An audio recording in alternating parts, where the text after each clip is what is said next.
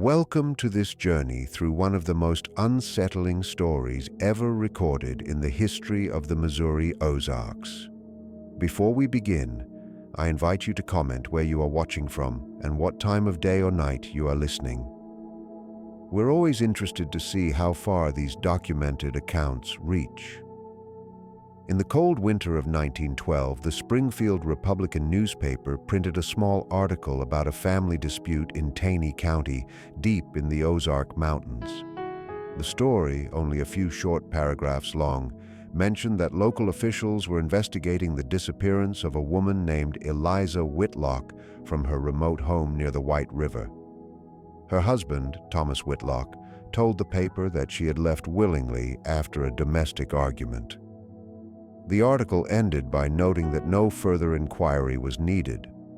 What the newspaper didn't reveal was that this small piece of news marked the beginning of one of the most disturbing cases in Ozark history, one that would remain hidden for decades.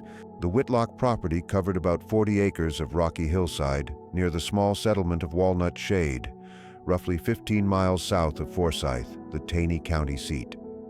Their homestead included a 2-story timber frame house, a small barn, and several outbuildings. County records from 1908 show that Thomas had purchased the property after leaving Springfield, where he had worked as a store clerk. He was described as quiet and methodical. His wife, formerly Eliza Crawford, had been a school teacher in Christian County before their marriage in 1905. The couple had 2 children, Edward, who was 6 in 1912, and Mary, who was 4. Neighbors remembered the Whitlocks as a private family who rarely joined local gatherings. Thomas occasionally traveled to Forsyth or Branson for supplies, but Eliza was seldom seen outside the property after their first year. This level of isolation was not unusual in the Ozarks, where homes could be miles apart, hidden by thick oak forests and limestone ridges. The region had long been a place where people went to escape, sometimes from debt, sometimes from society itself. Joseph Miller, whose family lived on the neighboring land, recalled that during the first few years the Whitlocks seemed content. Interviewed in 1952 by a Missouri Historical Society researcher, Miller described Thomas as polite but distant. He minded his land lines, Miller said, but he'd nod when you passed. Eliza was even more reserved, though their children seemed healthy and well cared for. Miller also noted that in the fall of 1911, about 6 months before Eliza disappeared, Thomas began making changes around the property. He dug what looked like a new root cellar behind the house and added extra locks to the doors. The last verified sighting of Eliza was in November 1911, when a midwife named Harriet Bowman visited the Whitlock home after receiving word that Eliza was unwell. In a statement given to the sheriff months later, Bowman said Eliza appeared pale and nervous but not physically sick. The house felt unusually cold, even with the fireplace burning, and Thomas stayed close throughout the visit, often answering for his wife. When Bowman suggested Eliza see a doctor in Forsyth, Thomas replied that they couldn't afford one and that rest would do.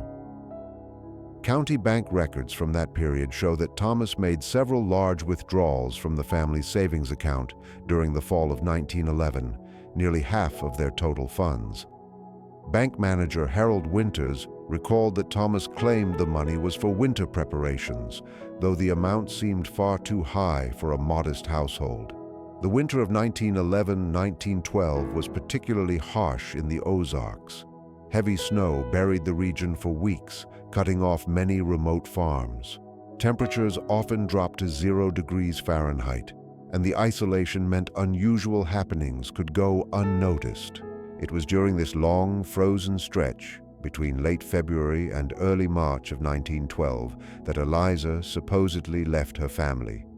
The date was never confirmed. Thomas first mentioned his wife's absence to Joseph Miller in late March, simply saying, "The missus has gone away." Miller, respecting his neighbor's privacy, didn't ask questions. Store records from Forsyth show that around this same time, Thomas's buying habits changed.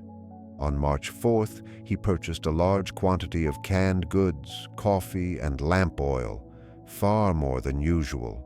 Store owner Jeremiah Collins later wrote in his journal that Thomas seemed nervous and avoided small talk.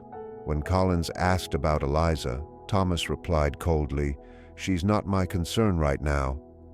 The matter might have faded quietly if not for Eliza's sister, Catherine Crawford, who lived in Springfield and hadn't heard from her since autumn. In early April, Catherine wrote to the postmaster in Walnut Shade, asking about her sister. When told that Eliza had supposedly left her family, she immediately traveled to Taney County and asked Sheriff James Harmon to investigate. Catherine's personal journal, later donated to the state archives, shows her deep worry. On April 10, 1912, she wrote, "I cannot believe Eliza would leave her children. Her letters had grown cautious, but her love for Edward and Mary was clear. Something is terribly wrong." Sheriff Harmon visited the Whitlock home on April 18th. His official report said he found the property orderly, the children healthy though unusually quiet, and Thomas calm. Thomas insisted Eliza had left on her own, taking some clothes and personal items. He suggested she might have returned to Springfield, though Catherine said no one there had seen her. Seeing no sign of violence, Harmon concluded that Eliza had left willingly, and the case was closed. But after Harmon's death in 1931, his private notebook was found. In it, he wrote that Thomas had seemed too composed for a man just abandoned, and that the children watched their father before answering any question. Harmon also mentioned freshly turned earth behind the house, supposedly a garden plot, but oddly shaped like a trench.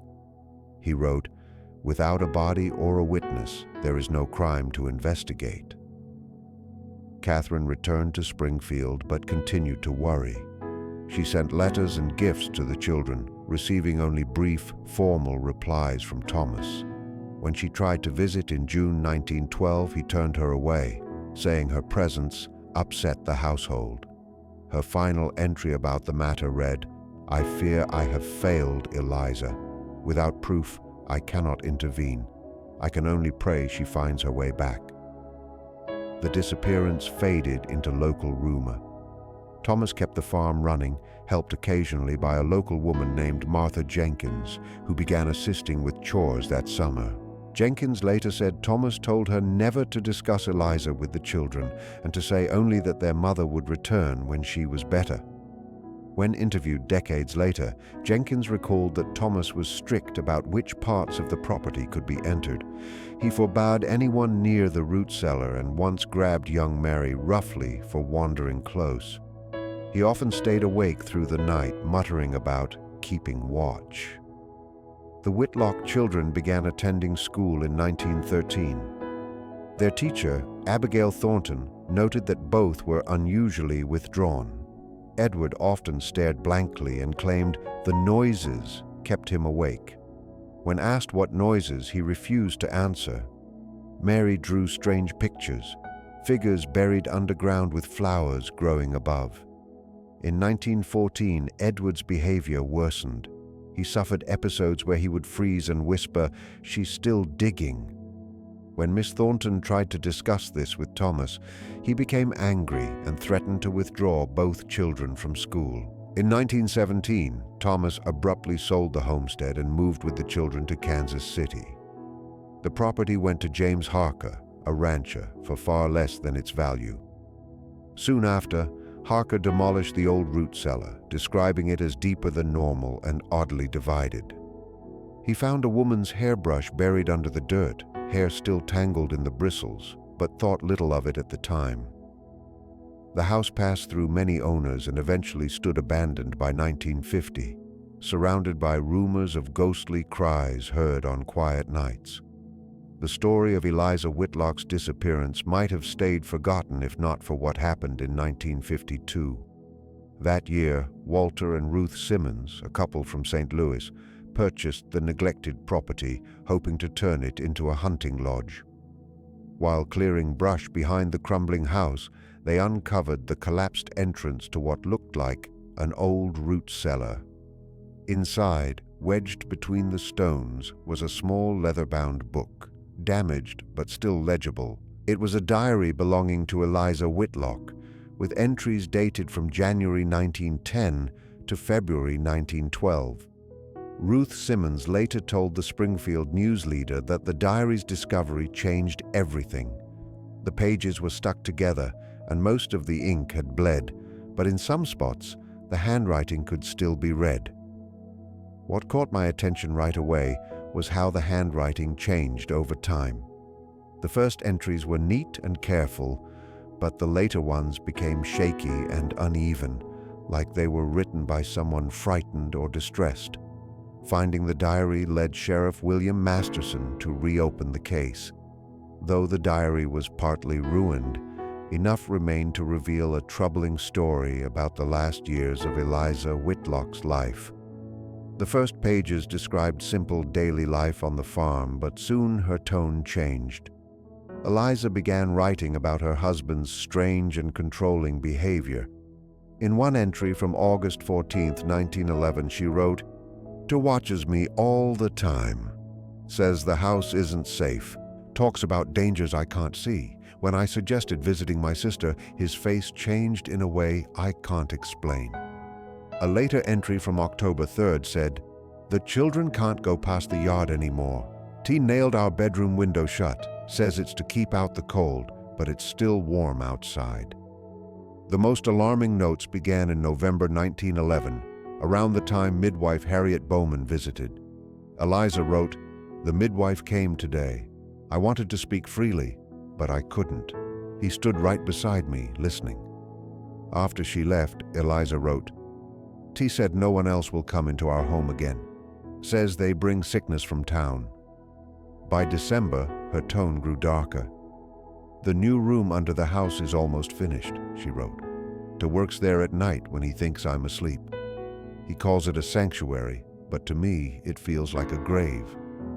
An especially frightening entry from January 8, 1912 read, "I found Edward this morning standing at the cellar door, staring. When I asked why, he said, 'Father says we'll all sleep here soon when the time comes.' When I asked T about it, he shouted at me and said I was turning the children against him." Later entries became shorter and confused. On January 23rd, Eliza wrote, "T gives me a tonic every evening. It makes me weak and dizzy the next day. I've started pouring it into a plant when he isn't watching. The plant died in 2 days." Another entry on February the 2nd said, "I must get the children away. But how? The snow is deep and we are far from town. He hid my boots and coat. Says it's to protect me from illness. But I know better." The last readable entry, dated February 17, 1912, contained only 3 lines. "He found these pages. His anger was terrible. The children are locked in their room. I hear him digging again." Sheriff Masterson ordered the ground near the old root cellar to be dug up. On June 18, 1952, investigators found human remains later identified as Eliza Whitlock's. The medical report showed she had been struck on the head before burial. Her body was face down in a shallow grave, her hands tied with wire. Dr. Lawrence Wilson, who examined her remains, confirmed she was around 32 at the time of death. He also discovered traces of a sedative in her tissues, matching the tonic mentioned in her diary. After the discovery, police tried to locate Thomas Whitlock and the children. Records showed Thomas had died in a Kansas City hospital in 1931 of pneumonia. His son Edward died in World War II in 1944. Only Mary survived, living in Omaha with her husband and 3 children. Old city records revealed that after leaving Taney County, Thomas worked as a night watchman from 1917 until poor health forced him to retire in 1928. Neighbors described him as stern but quiet. One woman, Estelle Parker, said Thomas never spoke about his wife and became angry when anyone mentioned her. Mary married Richard Coleman in 1929 and moved to Omaha. On her marriage certificate, she listed her mother as deceased, even though no death record existed. When Missouri investigators contacted her in 1952, she said she didn't remember her mother's disappearance. She said her father told her that Eliza had abandoned them, and she believed him. But her husband later told investigators that Mary suffered from recurring nightmares about a woman calling from under the floor and was terrified of small closed spaces. In a letter he wrote, "Mary has had what doctors call anxiety attacks all our married life. She can't stand the sound of digging or the sight of gardening tools. She refuses to go into basements. When I ask why, she goes silent." Neighbors in Taney County gave more clues. One woman, Clara Jensen, said her father once saw Thomas buying large amounts of quicklime. Thomas claimed it was to seal cellar walls, but later that winter neighbors heard strange noises from the Whitlock property, sounds they blamed on wild animals or the wind. Jensen's brother Harold remembered talking to Edward, who asked if people could hear things through the ground. When Harold said no, Edward whispered, "Father says no one can hear anything once it's packed tight, but I think I still can." Moments later, Thomas appeared and took the boy away. Records later showed Thomas's father, William Whitlock, had been committed to a mental asylum in 1890 for violent paranoia. He believed his wife was plotting against him. He died there in 1902. A letter from Thomas's mother to the asylum asked if her husband's madness could be inherited. The reply warned that Thomas should avoid stress and loneliness, suggesting they already suspected a family history of mental illness. In 1952, Professor Alan Matthews from the University of Missouri visited the property. He described the valley as narrow, surrounded by steep hills where even a scream might not carry far. He noted that locals avoided the place, claiming to hear crying or digging sounds at night. Matthews wrote that echoes in the valley could easily make such noises seem ghostly. Eliza's death was officially ruled a homicide, blamed on Thomas. Her body was buried in Springfield beside her family. The story briefly made the local papers before fading from public memory. Years later, Mary's son Robert found her childhood drawings showing a small woman buried under the ground with stick figures standing above. One drawing said, "Mama sleeping." A psychologist examined them and concluded that Mary likely witnessed or remembered her mother's burial, even if she had blocked it out consciously. Robert visited the site in 1968 and wrote, "Standing there, I felt sorrow for both my grandmother and my mother, who carried this truth in silence. Some secrets refused to stay buried." He said his mother had been loving but distant, haunted by what she couldn't say. "Now I understand," he wrote. "She was protecting us from the truth that her father killed her mother." The Whitlock case remains one of the darkest examples of how isolation can hide terrible crimes. In the Ozarks of the early 1900s, where families lived far apart and privacy was sacred, women like Eliza had almost no escape. Even when others sensed something wrong, they rarely acted. Eliza's diary is the only voice left from that time. Through her words, we see her fear, her attempts to save her children, and her growing awareness that no one was coming to help. The saddest part of all is the silence that followed, her daughter's lifelong fear and the generations of pain left behind. Local historian Margaret Branson wrote in 2012, "Thomas Whitlock buried his wife twice, once in the earth and again in the lie that she abandoned her family." That lie lived on for decades, passed to the children who grew up believing it, until the truth finally came back to the surface, just like the echoes that still drift through that lonely Ozark Valley. The case reminds us that the deepest horrors often don't come from sudden moments of violence, but from the slow loss of safety, the quiet turning of a home into a prison, and the heavy silence that settles when those meant to protect us become the source of our fear. In the deep valleys of the Ozarks, where sound echoes strangely and night falls early, Eliza Whitlock's story shows that the most dangerous monsters are not creatures from myths, but ordinary people whose minds have turned against themselves and the ones they once loved. For researchers and historians, the Whitlock tragedy stands as a grim example of how isolation can worsen mental illness, how cultural traditions can make abuse invisible, and how the truth, no matter how deeply hidden, will eventually rise to the surface. Many years after Eliza's remains were uncovered, forensic psychology had developed tools that might have recognized Thomas Whitlock's declining mental health before it led to tragedy. Laws have since changed to give better protection to those in danger. Yet even today, similar stories unfold in remote areas where privacy can still hide unthinkable acts. The stony ground of the Ozarks eventually revealed what Thomas tried so hard to conceal. But for 40 years, Eliza lay forgotten in an unmarked grave, her fate known only to the man who buried her and perhaps to the children who carried that dark secret in their dreams and silence. It is in that silence that the real horror of the Whitlock case lives on, a silence that spoke louder than words to anyone willing to listen. Dr. Samuel Hirse, a forensic psychiatrist who reviewed the case in 1960 for an article in the American Journal of OUT Psychiatry, suggested that Thomas Whitlock likely suffered from what today would be called paranoid schizophrenia, much like his father had.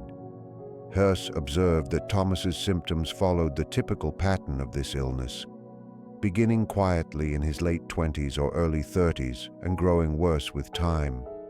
His increasing paranoia started with general distrust of neighbors, then fear for his home's safety, and finally the belief that his wife was somehow tainted or a danger to him. These are well-documented signs of untreated psychosis. What made the Whitlock case unusual, Hirse noted, was how long Thomas managed to appear normal after committing his crime. In most family murder cases, the person either takes their own life or is caught soon after. But Whitlock lived for nearly 2 decades pretending that his wife had simply left. Hirse wrote, Whitlock's ability to maintain a convincing story that his wife abandoned the family and to function within society for years afterward shows a complex balance between his delusions and his awareness of right and wrong. He clearly understood enough to hide what he had done, meaning that part of him still knew it was wrong. Psychologists have long been fascinated by how Thomas's children responded to what they saw or sensed. Edward Whitlock's school records, found during the 1952 investigation, showed that his grades dropped and his behavior worsened after his mother vanished. His teachers reported times when he seemed lost in thought or reacting to things no one else noticed. Today, those behaviors would likely be seen as symptoms of post-traumatic stress disorder. Mary Whitlock, his younger sister, showed different signs. While Edward's distress was open, Mary seemed to adapt better to their new life. Dr. Mitchell suggested that Mary's younger age may have helped her block out much of the trauma. Children around 3 or 4 years old are still learning how to understand permanence and cause. Mary may have been more willing to believe the story her father told, Mitchell wrote, because her understanding of the world was still forming. Yet Mary's drawings hinted at the truth buried in her mind, images that revealed what she could not put into words. As an adult, Mary showed the long shadows of her childhood trauma. Her husband told investigators that she suffered from chronic anxiety, deep fears linked to the original event, a dislike of small or enclosed spaces, and a strange fear of digging sounds. He said she was loving but distant, as if part of her mind remained somewhere else. This splitting of awareness, functioning normally in daily life while separating painful memories, is a known coping mechanism in trauma survivors. Her son, Robert Coleman, later described how this trauma shaped her parenting. In his letters to the local historical society, he said that his mother was overprotective to the point of frequent tension with his father. She would panic if we were out of her sight even for a few minutes, he wrote. And she had strict rules. No playing in the basement, no digging in the yard. At the time, we thought these rules were strange, but now I understand they came from what she experienced as a child. The way the community reacted to the Whitlock case reveals how early 20th century rural America viewed family violence and mental illness.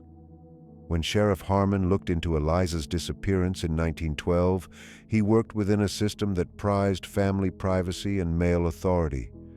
Domestic problems were seen as private matters, not crimes.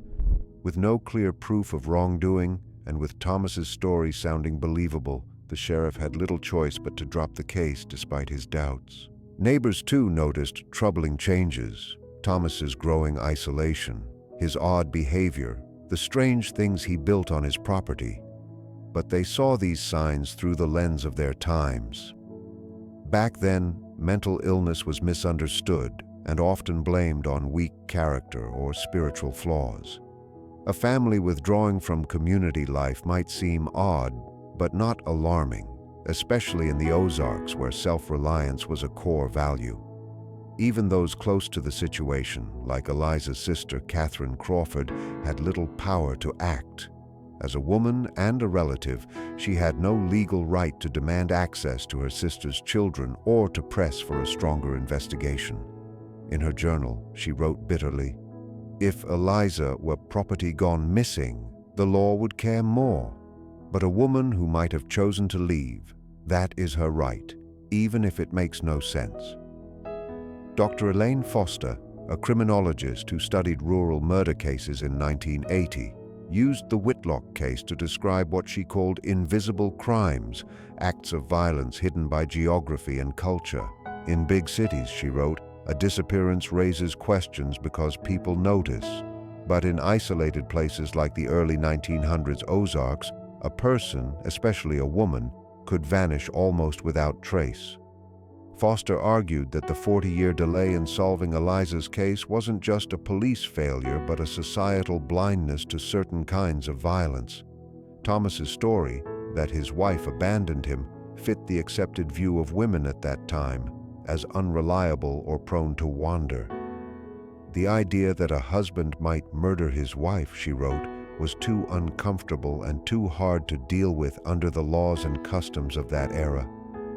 It was easier to believe she left. The geography of the Ozarks itself played a major role in hiding the crime. The deep valleys, thick forests, and limestone caves have always offered cover for those seeking to disappear. During Prohibition, the same landscape was ideal for moonshiners. In the Whitlock tragedy, the family's secluded home in a narrow valley surrounded by steep hills kept their secrets safe. The bitter winter of 1911 and 1912, with its heavy snow and freezing air, made visitors even less likely to come by. Professor Matthews, who later studied the site, noted that the limestone-rich ground accidentally preserved the evidence that revealed the truth decades later. The alkaline soil and the dry air in the collapsed root cellar slowed decomposition, keeping both Eliza's diary and parts of her remains intact. "In wetter or more acidic ground," he wrote, "everything might have broken down completely, and the mystery would have stayed buried forever."